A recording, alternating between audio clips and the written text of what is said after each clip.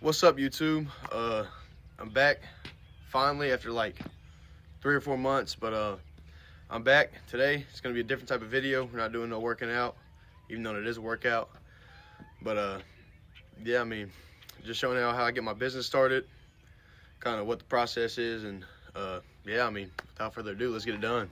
So step one of cutting down a tree, you want to determine, if it's leaning this way, the wind blowing real hard. So you got a knot over here. Is there other stuff pushing on it? You want to determine where it's going to fall.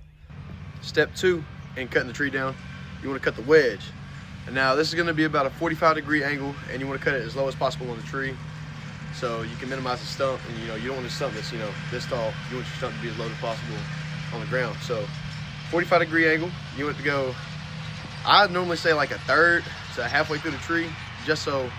I mean, when it's going, you don't want it to kick back at all. You don't want it to lean any other way. I mean, you want it to fall straight in that direction. So you want to cut the wedge in the direction you want to fall the tree.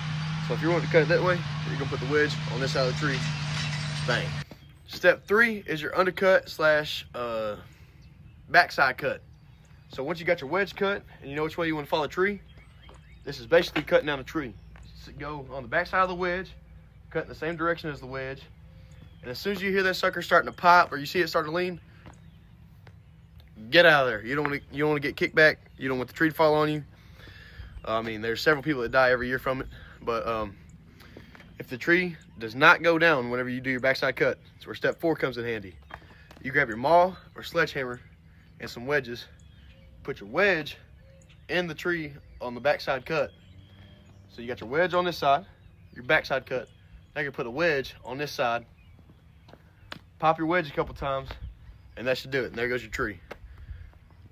Simple as that.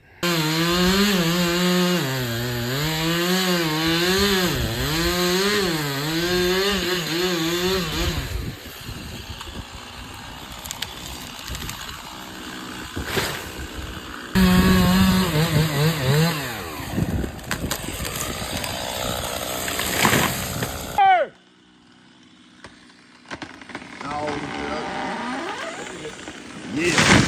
Damn. Once you got your tree fell, you can then cut the logs. I'd say about 8 to 16 feet in size. Most of the time it determines on what type of trailer you got and how big the log is. You can then send that off to the mill, or you can cut it into holes. Once you got your logs cut into holes, it is then time to split. You can do that with a maul, splitter. But I mean, yeah, it's easy. So here's a little montage showing, me, a couple of my other buddies splitting. So enjoy the rest of the video.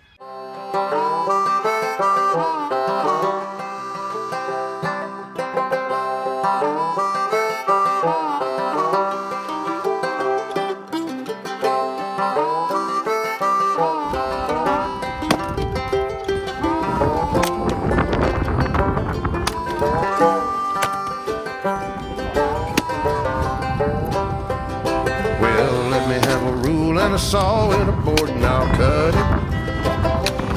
I'll climb up a ladder with a hammer and a nail and I'll nail it. Well, we worked so hard to build a little house together. In the snow or the rain or the ice cold wind, whenever. No matter what the weather, we're together.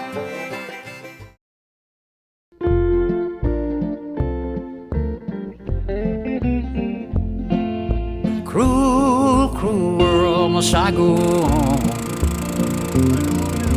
Cruel, cruel world, I'm moving on. Once you have everything split up, it's then time to rick everything up. Like I said, each rick is 4 feet tall by 8 feet long, and I like to do anywhere from a foot to 24 inches wide. World sure got me running around. I heard a voice that said, just settle down.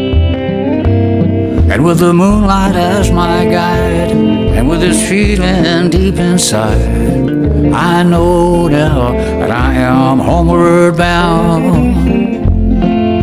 Cruel, cruel world, must I go on?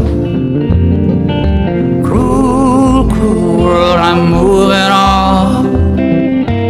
I've been living too fast, and I've been living too long. Cruel, cruel world, I'm gone. And last but not least, it's time to get the money.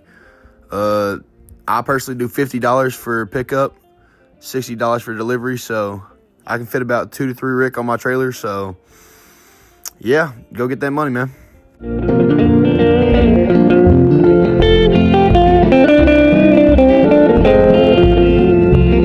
Desert rose, desert plain, I have seen so much pain. Now I see into the eyes of a girl. No more, no more cruel world.